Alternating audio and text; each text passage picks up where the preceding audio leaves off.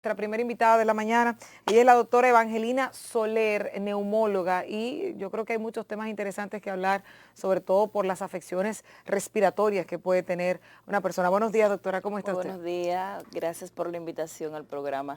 Doctora, yo creo que este es un momento ideal para orientar y hacer así como develar mitos y verdades sobre el tema de la vacuna de COVID-19 que ha llegado a la República Dominicana y comienza precisamente por ustedes, el personal médico. ¿Qué uno puede interpretar, qué uno puede tener de frente en este proceso que pudiesen ser quizás inquietudes de parte de los dominicanos sobre todo que, que entiendan que no deben vacunarse por algún motivo u otro? Por ejemplo, iniciando, una persona afectada por COVID-19 en el pasado, que ya superó el virus, ¿tiene que vacunarse en esta etapa? Mira, lo primero es que esa persona debe ver cómo están sus niveles de anticuerpos, porque el propio organismo hace un sistema de autovacunación natural.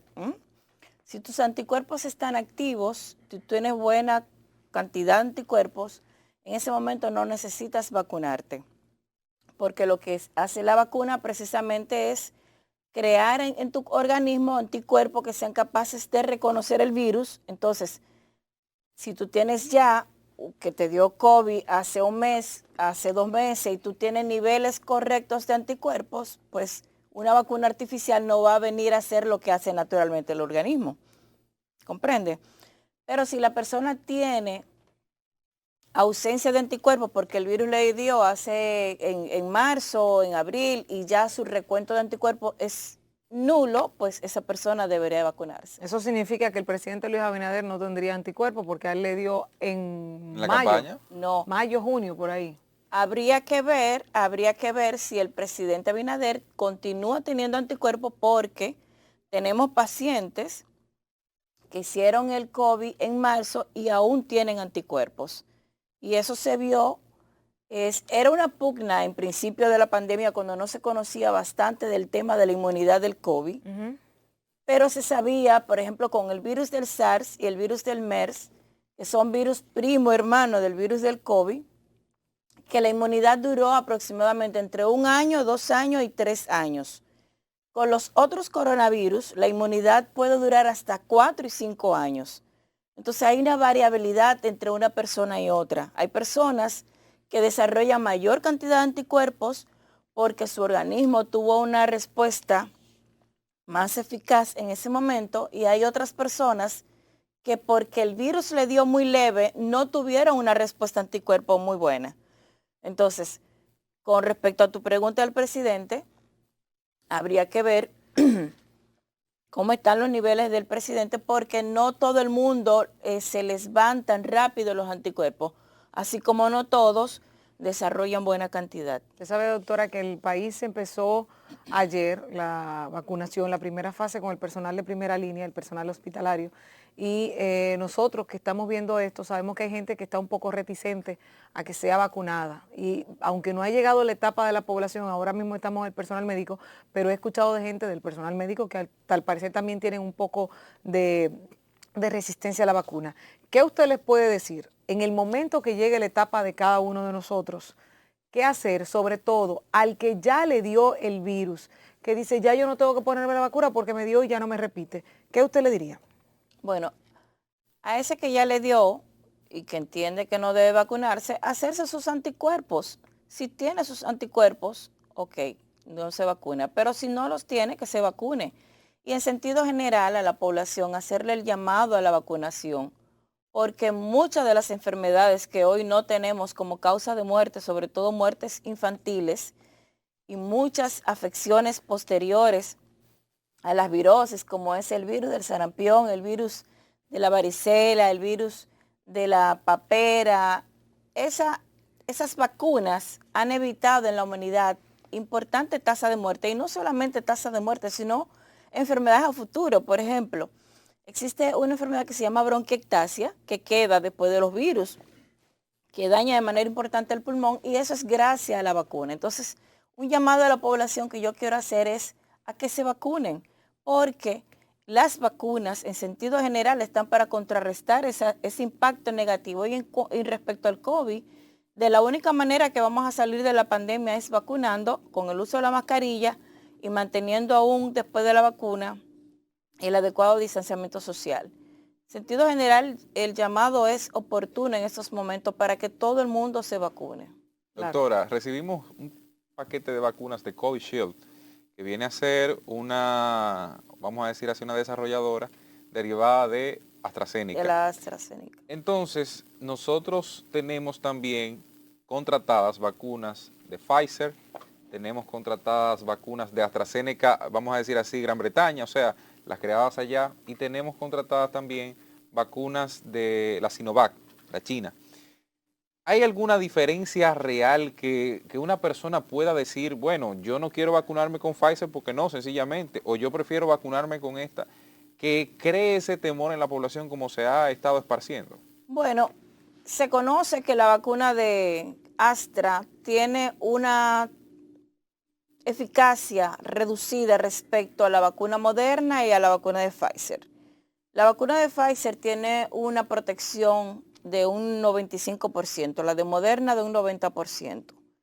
La vacuna de Astra tiene una protección que alcanza a los 55%. Pero mira qué sucede con las vacunas. Las vacunas, en sentido general, vienen a proteger a las personas y evitar el contagio. Cuando tú vacunas una gran cantidad de personas al mismo tiempo, y eso lo proporciona la vacuna de Astra, porque es una vacuna económica que puede alcanzar a vacunar a más personas al mismo tiempo. Somos un país pobre, no podemos darnos el lujo de tener hoy en día a prácticamente un año, a menos de un año de declararse en pandemia, no podemos darnos el lujo de tener toda la población con Pfizer y Moderna. Somos un país pobre. Entonces tenemos una vacuna barata y con una logística muy fácil, porque a diferencia de la vacuna de Pfizer, la logística para mantener una vacuna de AstraZeneca es muy sencilla. Esa vacuna se pone como ponemos la vacuna de la influenza, como ponemos la vacuna del neumococo en la neverita de la oficina del neumólogo o del pediatra o del centro de vacunación, porque no requiere una gran logística en cuanto a cadena de frío. La vacuna de Pfizer, aunque vienen unos bloques que pueden mantener el frío durante horas, pero en sentido general la logística de almacenamiento es más compleja y es mucho más cara, es muchísimo más costosa. Eso desde el punto de vista de logística, para decirlo de una sola manera. Desde el punto de vista biotecnológico, la vacuna de Pfizer está desarrollada a partir de una tecnología nueva que no había sido implementada anteriormente.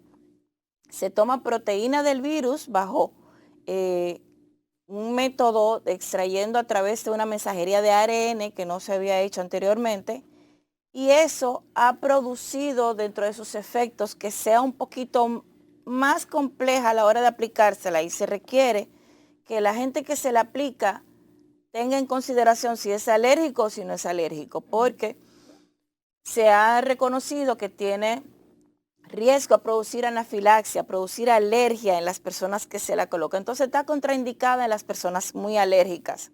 O sea, las personas. ¿Esta de cuál? La de Pfizer. La de Pfizer. Pfizer. ¿Cuál sería tal vez la correcta para cada uno? Porque no sé si todo el mundo tenga el chance de saber si es alérgico o no. Sí. Hay personas que desarrollan o que nunca han manifestado una anafilaxis, y puede ser que al momento de colocar la vacuna lo tengan. Eso es un riesgo que corren todas las personas con todos los medicamentos. O sea, tú te colocas un trimestoprim sulfa, que es una molécula que todo el mundo conoce, que está en todas las esquinas, un antibacteriano muy conocido, muy barato. Te lo colocas y de repente tú puedes hacer una gran reacción que te puede llevar hasta la muerte, que es el Steven Johnson. Y nadie, o sea, tú necesariamente no debiste de colocarte eso anteriormente y no te lo habías colocado. O sea, tú no lo sabes hasta el momento que te pasa. Pero delicado. Sí. Eso pasa con todos los medicamentos. Tú puedes creer que no eres alérgico a un medicamento, te lo coloca por primera vez y te da una reacción, o te lo puedes colocar por una segunda o tercera vez y darte una reacción sin previamente haber... Pero lo puede la persona hacerse alguna analítica para determinar si es alérgico antes de colocarse la vacuna? No, porque No es necesario eso. no es necesario realmente. Y Hay que correr el el riesgo. protocolo las de- personas, las personas que son muy alérgicas, personas atópicas, como le llamamos, son personas que vienen con sintomatología desde pequeño. Es el que hace el rash Sí. cuando se expone al polvo, al pelo del perro, del gato, a ¿Qué los hacer con alimentos. ellos? ¿Qué hacer con esas personas? Esas personas no deben de colocársela de Pfizer. El proceso de que la gente tenga que esperar 30 minutos al proceso de aplicar al momento de aplicar la vacuna, ¿permite tener algún tipo de reacción inmediata de parte del cuerpo médico en caso de?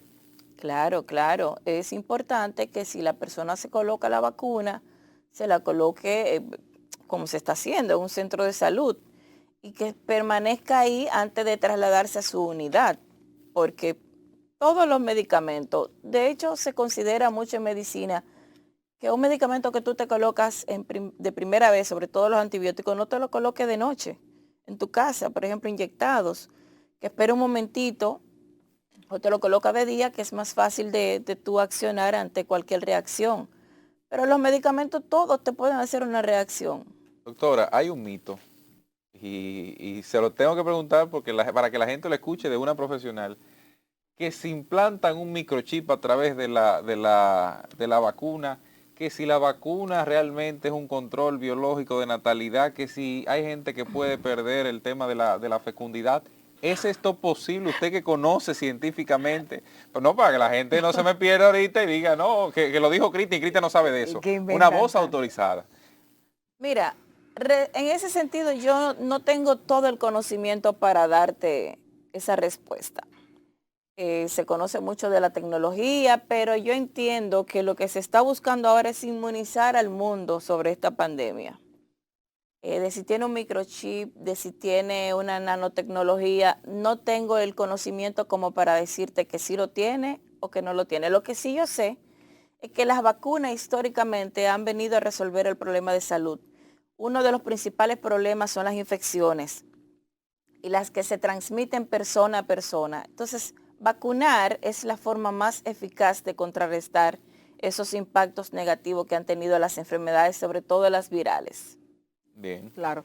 Bueno, pues agradecer a la doctora y sobre todo yo quiero dejarle a usted unos segundos para que usted motive a la población cuando le toque su fase a vacunarse. Decir que la doctora no es exclusivamente neumóloga, es la presidenta de la Asociación de Neumología de la República Dominicana. O sea, que tiene un carácter científico, un peso científico, digamos que mayor. Claro, con más carácter. Y una cosa, doctora, hay otras afecciones que no solamente son el COVID. ¿Cómo se está llevando la población dominicana con relación a eso? Mira, hacemos un llamado ahora que invitan ustedes a hacer el llamado a la vacunación respecto al virus del COVID. También hacemos un llamado a que la población se vacune contra la influenza y contra el Streptococcus pneumoniae. Ha bajado mucho la vacunación en niños, ha bajado mucho la vacunación en adultos. Por miedo a contraer el COVID. Por miedo a ir a los lugares, a los centros a los pediatras, a los centros de salud. Pero estas vacunas son necesarias porque una de las causas principales de muerte, tanto en niños como en personas de más de 60 años, son las neumonías, las infecciones del tracto respiratorio, tanto virales como bacterianas. Entonces hacemos un llamado para que la población continúe su vacunación, sus esquemas de vacunación.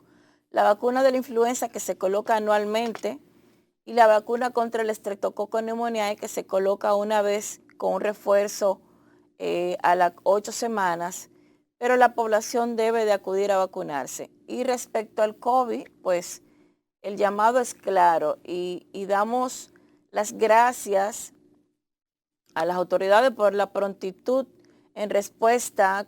Se prometió que la vacuna iba a estar para marzo y en marzo se ha comenzado a vacunar. También hago un llamado para que la gente no se ponga muy ansiosa, los que están ya en la primera fase, que esperen un momentito a que les llamen o que